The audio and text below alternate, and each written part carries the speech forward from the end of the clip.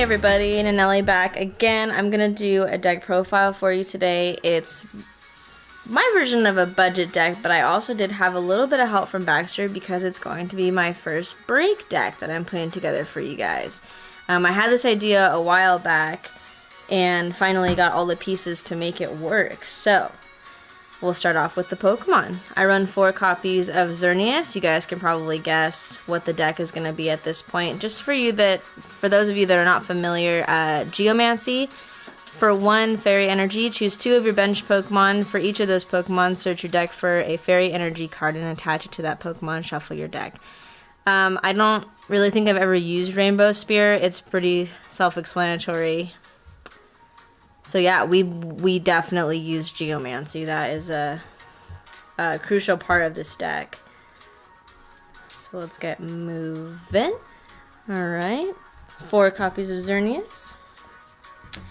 And I run 3 copies of Xerneas Break. Now Xerneas Break is a beast. For 2 Fairy Energy life stream, this attack does 20 damage times the amount of energy attached to all of your Pokemon. So the majority of this deck is getting energy out, obviously. Oh, sorry about that. Bumped the camera a little. So pretty much all of our items, some of our supporters even, are just aimed toward getting energy onto the board, any Pokemon, just so we're hitting. So that is kind of where this random duo comes in. I have a Dratini and a Dragonair. It's just for Dragonair so that we can hit Dragon's Wish for 1 colorless energy. During your next turn, you may attach any number of energy cards from your hand to your Pokemon. It's pretty awesome, especially when I have a Fisherman in my hand or something where I can get a lot of energy at one time. And we have a couple tech Pokemon. Our first one is Monkeyman, Rangaroo, just for Instruct, so we can help out with our hand. And then the other one, of course, is Tapu Lele. Let's move on to, we'll do supporters first. So first and foremost, 3 copies of Guzma. Everybody knows what Guzma is. He is super helpful just because this deck can't snipe, and that seems to be a theme of mine, I guess. But we can't do it with this one, so we have to resort to getting out who we need. And I have 3 copies of N.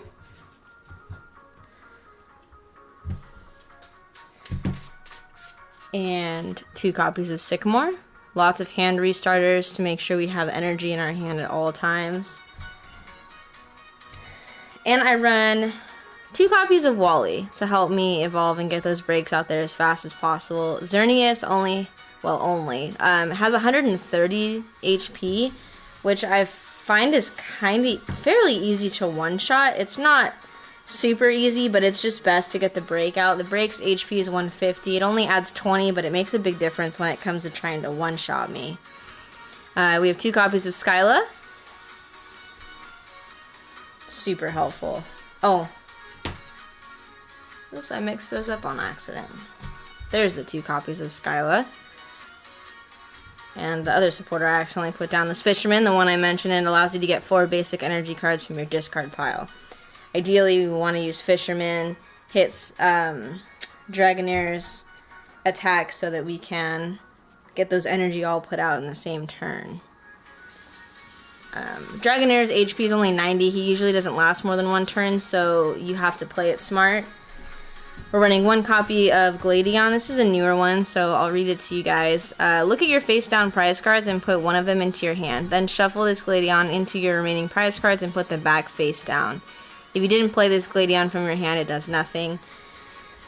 I basically use Gladion. I mean, if I know I have a trainer in my prize cards, I'll use it for that. But since I'm only running 3 Xerneas Break, I mostly use it to get my break out if I know it's in there.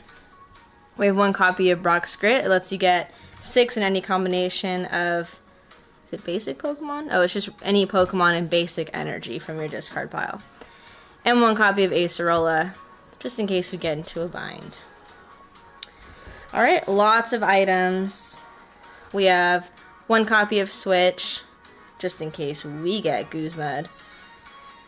And 2 copies of Energy Switch, just because I said earlier the point is to get energy out onto the board, so even if you have to attach energy to Monkey Man or Lele, you can move them around later.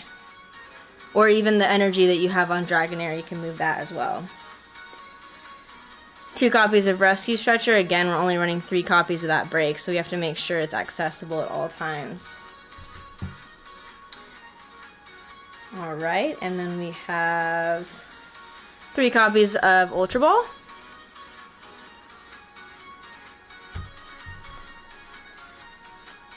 And it's very easy to use that Ultra Ball because I made sure to pay attention and put tools into this deck that will allow me to get things out of my discard, like 3 copies of Energy Retrieval.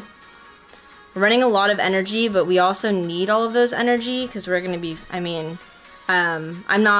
I don't exactly remember what Baxter's running, but I faced a lot of GXs with this deck, and I definitely need as much energy as possible on the board to get those knockouts. 2 copies of Max Elixir.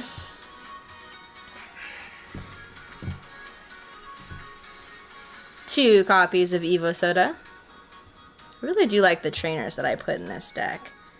1 copy of Floatstone, again, just to help out Monkey Man and Lele, get them staying on the bench.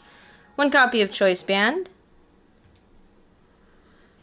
1 copy of Fairy Drop, which heals 50 damage from one of your Pokemon that has any fairy energy attached to it. And 1 copy of Professor's Letter, just to, again, help get that energy out.